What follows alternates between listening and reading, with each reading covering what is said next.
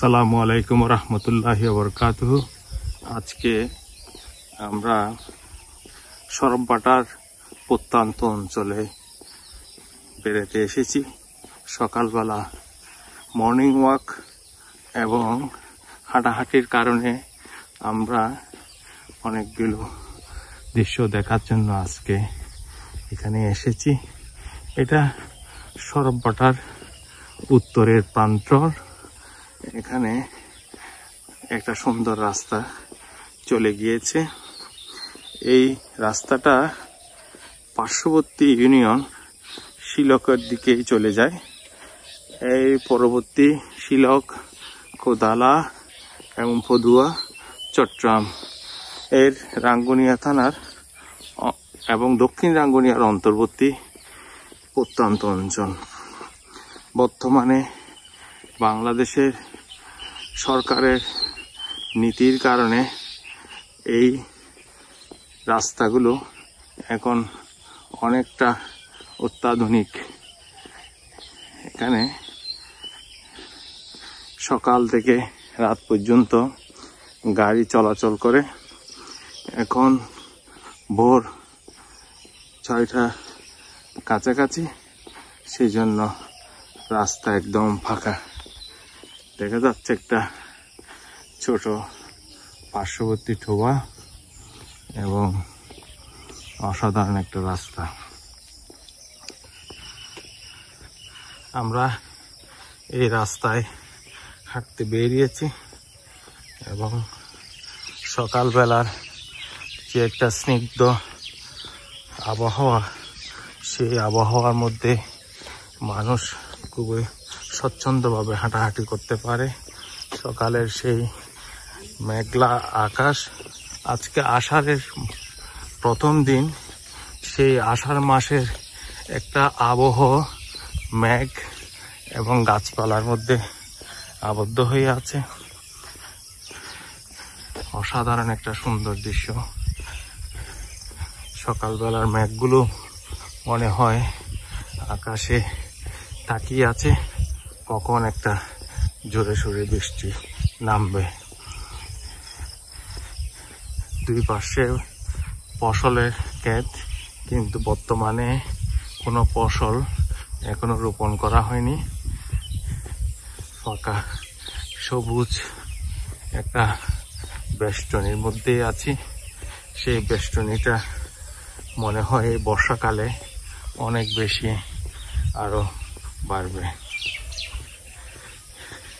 ছোটবেলায় এই পথ ধরে আমরা অনেক সময় অনেক দূরে একটা পদুয়া ইউনিয়নে আমরা চলাচল করেছি।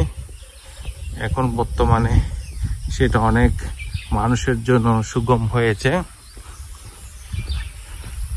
বৃষ্টির পূর্ববর্তী যে একটা ঝিরিঝিরি বাতাস, সেই বাতাসটা এখন খুবই লাগছে। অসাধারণ একটা ভিউ, অসাধারণ অনুভূতি। সকালবেলা যারা হাঁটাহাঁটি করে বা সকালের দৃশ্য, ভিউ এবং আবহাওয়া যাদের উপভোগ্য, তারা হয়তো অনুমান করতে পারবে সকালের সেই স্নিগ্ধ পরিবেশটা।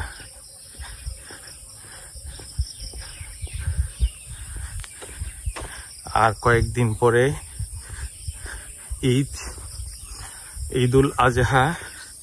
মানুষের এবং যারা মুসলিম ধর্মে বিশ্বাসী, যারা আত্মত্যাগ দেওয়ার জন্য বিশ্বাসী, যারা রসুল এবং আল্লাহকে বিশ্বাসী, তাদের জন্য কালকে ঈদুল আজহা পালন হবে। ঈদুল আজহার যে একটা মর্মার্থ, সেটা হচ্ছে নিজের আত্মত্যাগ দেওয়া এবং পশুত্ব বৃত্তিকে নিজের মন থেকে দূরীভূত করা। আজকাল আমাদের এই বাংলাদেশ সহ পৃথিবীর বিশ্বে আমরা ধর্মকে নিয়ে এত বেশি চর্চা করছি, আমার মনে হয় আগে কখনো সেই চর্চা হয়নি। কিন্তু দুর্ভাগ্যবশত সেই চর্চার মধ্যে আমরা নিজেদের ভুল তথ্যগুলো আমাদের যারা সেইগুলো অনুসন্ধানের জন্য থাকে তাদেরকে পরিবেশন করা হচ্ছে। বাংলাদেশে বেশিরভাগ ক্ষেত্রে যারা ইসলামী স্কলার হিসেবে পরিচয় দেয় তারা খুবই দুর্বলভাবে কিছু কথা, কিছু বক্তব্য, কিছু রেফারেন্স তুলে ধরে। আসলে তখনকার সেই মুসলিম বিশ্ব এবং আমাদের বিশ্বনবী হযরত মুহাম্মদ মুস্তাফা সাল্লাল্লাহু আলাইহি ইসলামের যে ধর্মতত্ত্ব, রাষ্ট্রতত্ত্ব, সেটা ওদের ক্ষেত্রে ফলো হয় না।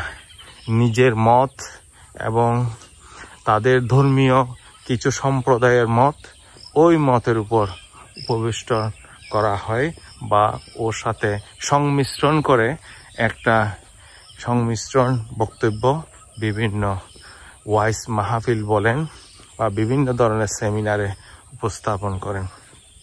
দুর্ভাগ্যজনক হলেও সত্য, আমরা সেই বক্তব্যগুলো শুনে একদম বিভ্রান্ত হয়ে পড়েছি। আসলে ধর্মটা খুবই স্পষ্ট এবং খুবই সহজ, খুবই সরলভাবে মানুষের জন্য আল্লাহ প্রেরণ করেছে আমাদের বিশ্বনবী হযরত মুহাম্মদ মুস্তাফা সাল্লাল্লাহু আলাইহি ওয়াসাল্লামের মাধ্যমে। সেই বিশ্বাস স্থাপন করে আমরা তার বক্তব্য উপস্থাপন করতে পারছি না। দুঃখজনক হলে সত্য, সেই বক্তব্যগুলো যেই বক্তব্যগুলো এখন দেওয়া হচ্ছে সেই বক্তব্যের সাথে তখনকার ইসলামিক যে একটা চিন্তা চেতনা বিশ্বে আবহমান ছিল, সেই আবহমানটাকে আমরা স্পষ্ট করতেই পারছি না। যে কথাটা বলছিলাম, এই যে ঈদুল আজহা উপলক্ষে আমরা যে কোরবানি প্রদান করি বা আল্লাহর উদ্দেশ্যে, আত্মত্যাগের উদ্দেশ্যে, সেই কোরবানিটা আমাদের নিজেদের হক টাকায় ইনকাম কিনা, আমাদের বৈধতার সহিত ইনকাম কিনা, বা আমাদের সেই টাকার কোনো প্রশ্ন আছে কিনা, এই বিষয়টা না জেনে আমরা বিভিন্ন লোক দেখানো স্ট্যাটাসের জন্য বিভিন্ন সময় কোরবান করে মানুষ। সেই কোরবান আসলে কতটুকু যুক্তিযুক্ত সেটা আল্লাহই বলতে পারবে। তবে আমার মত হচ্ছে, আপনার বৈধ ইনকাম বা টাকা দিয়ে আপনি সামর্থ্য অনুযায়ী, আপনার যদি ইসলামিক যে আইন কানুন আছে সেই আইন কানুনে আপনার সামর্থ্য অনুযায়ী যদি আপনি কোরবানির জন্য যোগ্য ব্যক্তি হন, তাহলে আপনি কোরবানি দিবেন।